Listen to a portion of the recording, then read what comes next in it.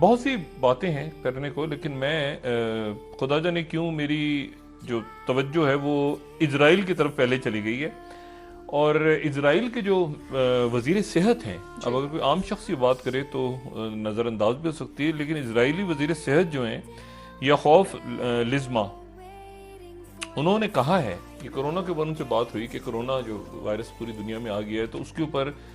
آپ کا کیا خیال ہے، تو آپ کی کیا سوچ ہے. تو انہوں نے وہ ہے ہمارے پاس سلائیڈ تیار ہے تو میں اس سے بات شروع کروں. جی،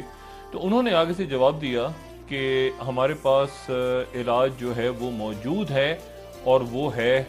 مسیح کی دنیا میں آمد. یعنی وہ جس بادشاہ کا انتظار کر رہے ہیں اس کا، اور جس کو ہم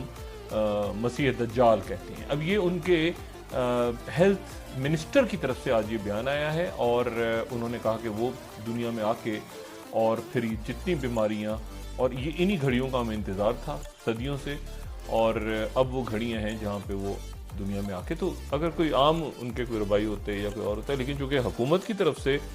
ان کے وزیر صحت کا یہ بیان آیا، تو یہ میرے لیے کچھ اس مرحلے پہ تعجب کی بات تھی.